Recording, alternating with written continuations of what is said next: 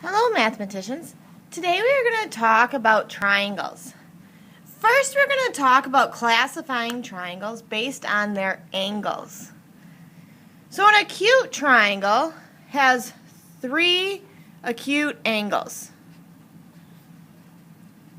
Okay? If it is an acute triangle, all 3 angles are acute. And what does it mean to be acute? Less than 90. Okay? Less than 90. So all 3 angles are less than 90. The second one is a right triangle. If it's a right triangle, it has 1 right angle.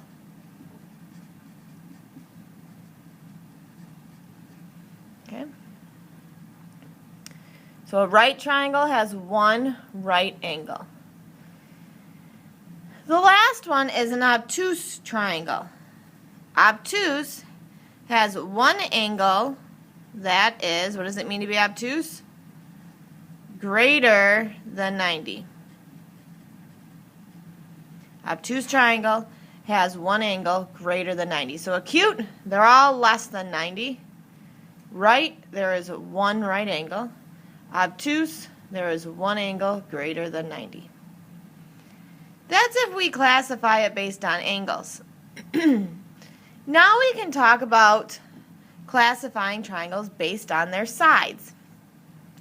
Scalene triangle means no sides are the same. Or we use the word congruent in math. No sides are congruent. No sides are the same. That's pretty much what that means. So no sides are the same. An isosceles triangle has 2 sides congruent.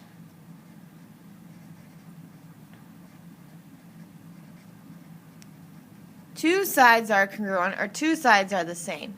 These little dashes here indicate that this side is the same as this side. Notice this one doesn't have one, so it must not be the same as the other 2. So isosceles, 2 sides are congruent. The last one is equilateral. What do you notice about an equilateral triangle? All 3 sides have this little mark, so all 3 sides are the same. Equilateral, all sides are equal. All sides are equal. Equilateral, all sides are equal. And we know they're equal because they have these 3 markings. So in using that knowledge, we're going to draw a triangle with 1 obtuse angle and no congruent sides. So we're talking about angles and then the sides. Okay? So if it has an obtuse angle, what does obtuse mean? Larger than 90, so let's draw that. There's an angle larger than 90, no congruent sides. So I'm not going to put any little dashes in there to say that they're congruent. So there is our obtuse angle, and none of the sides are the same, so I'm not putting any of those little dashes in there. So there's our triangle. Using that, let's classify the triangle we just made. We're going to first classify it based off of angles, and then based off the sides. So angles. Is it an acute triangle, right triangle, or obtuse triangle? It's obtuse. We had an obtuse angle, so it's obtuse triangle. Then, based off of the sides, do we have no sides, 2 sides, or all sides the same? We have no sides, so what type of triangle is that? Scalene. So this is an obtuse scalene triangle. Let's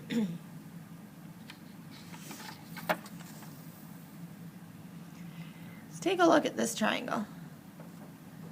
Classify this triangle based off of its angles and its sides. So two different ways we're going to classify it. Angles. What type of angle does it have? A right angle, so this must be a right triangle. Are there any sides that are the same? Yes. How many are the same? 2. If we have two sides the same, or two sides congruent, what type of triangle is that? An isosceles. Two sides are the same, and we know that because there are two sides that have these congruent marks. So this is a right isosceles triangle. The last thing we're going to talk today about is angle measurements. There are 3 angles in a triangle, and the 3 of them will add up to be 180 degrees. If it is a triangle, all angles add up to be 180. So we're going to use that knowledge to find the missing angle.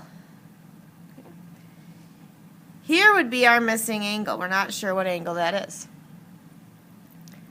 So I know that all angles are going to add up to be 180.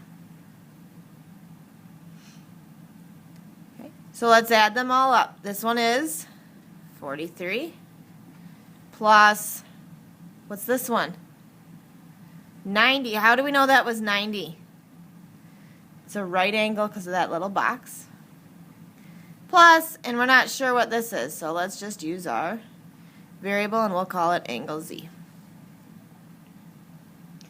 So I take the 3 angles and add them together, and I make it equal to 180 because all triangles equal 180. I can combine these, 43 and 90, 133 plus Z. And how do I solve for Z? Minus 133. What do I do on one side? Must do to the other.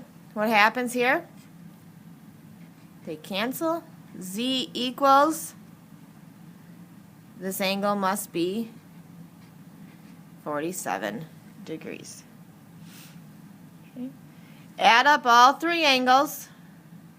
Make it equal to 180. All triangles add up to 180. Solve for the missing. If you take a look at this next one, there's no triangle drawn, but we're told the 3 angles. Angle A, angle B, angle C. Using our knowledge of triangles, find the measure of angle C. This right here means find the measure, that's what the little m is, of angle C. The measure of angle A is 25 degrees. The measure of angle B is 108. Find the measure of angle C. Let's see how you did. So I have my triangle, and I know all 3 of them are going to add up to be 180. And I don't know what C is, so I'm going to put C there. So I have angle A, angle B, angle C, we're not sure. But I do know they're going to all equal 180. What did you do first?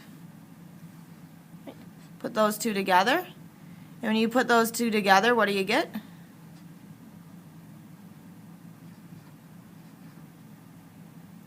Okay.